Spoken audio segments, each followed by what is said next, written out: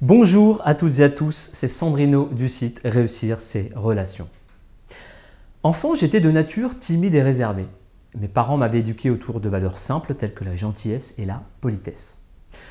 Une des raisons de cette éducation était que mon père n'aimait pas se faire remarquer en public. Cette sobriété et réserve en public ne permettait pas à l'enfant que j'étais de s'imposer. J'ai donc passé mon enfance et adolescence à ne pas me faire remarquer et à ne pas savoir dire non. Il m'aura fallu un peu plus de 30 ans pour apprendre à dire non. Un peu plus de 30 ans à faire plaisir aux autres, à ressentir de la culpabilité et avoir peur de décevoir. Quand on ne sait pas dire non, on fait systématiquement passer l'autre avant nous et on ne s'affirme pas. Cela pourrait passer comme une attitude fort louable, mais ce n'est pas le cas. Un grand nombre de personnes abusent de notre gentillesse et de notre incapacité à dire non. Le plus gênant, c'est que ce sont souvent des personnes proches. Notre famille, nos amis, notre partenaire par exemple. Posez-vous une simple question. Faites-vous un métier qui vous passionne ou est-ce le métier que vos parents ont choisi pour vous?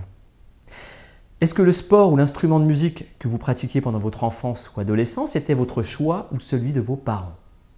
Je ne fais pas de procès aux parents, ils veulent le meilleur pour leurs enfants et choisissent ce qui leur semble le plus approprié pour le développement et la réussite de leurs enfants.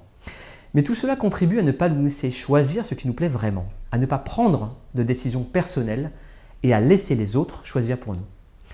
Cela contribue sur le long terme à un manque de confiance en nous pour une bonne partie de notre vie.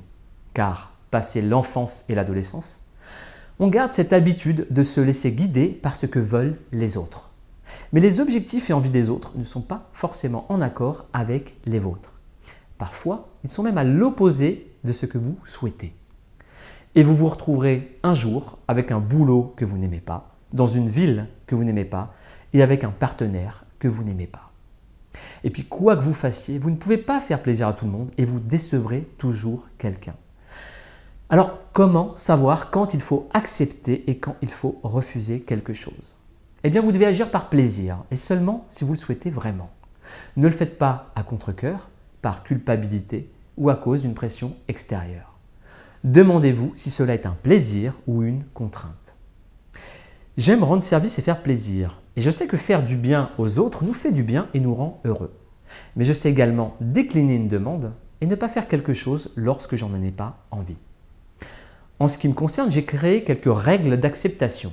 Je dis oui à une demande si c'est pour une personne que j'aime, si c'est pour une personne que j'estime et qui partage mes valeurs, si je sens que cette personne ne profite pas de moi, si cette personne a déjà proposé de m'aider, d'autant plus si je ne lui ai rien demandé. Savoir dire non aux autres, c'est savoir dire oui à qui on est et à sa liberté personnelle. Mais comment apprendre à dire non? Lorsqu'on n'y est pas habitué, dire non, ça semble quelque chose de difficile, voire impossible. Alors que ce n'est pas bien compliqué. Il faut juste prendre l'habitude de ne pas accepter tout ce que l'on nous demande. Si c'est une contrainte et que ça ne nous fait pas plaisir, pourquoi accepter?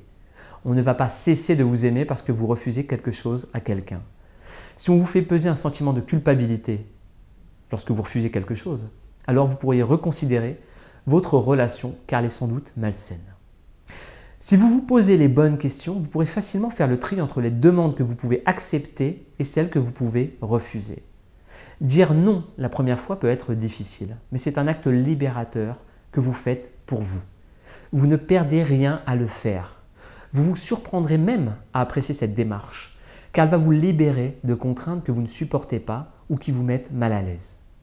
Commencez par refuser juste une toute petite demande. Voyez ce que vous ressentez. Ne tenez pas compte de la culpabilité, mais pensez aux règles d'acceptation que vous aurez définies. Si vous pensez avoir raison, continuez à refuser de temps en temps ce que l'on vous demande. Vous arriverez au fur et à mesure à faire plaisir aux autres tout en pensant à vous. Une dernière chose, ne vous justifiez pas quand vous refusez quelque chose. Si vous vous justifiez, c'est que vous cachez votre refus derrière une excuse. On apprécie généralement les personnes qui sont franches avec nous, même si elles nous refusent quelque chose. En revanche, on n'aime pas les personnes qui trouvent de fausses excuses. Alors, la prochaine fois que quelqu'un vous demandera quelque chose que vous n'avez pas envie de faire, dites-lui tout simplement non.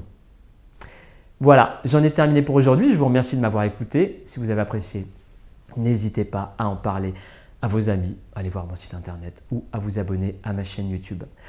C'était Sandrino du site Réussir ses relations et je vous dis à très bientôt.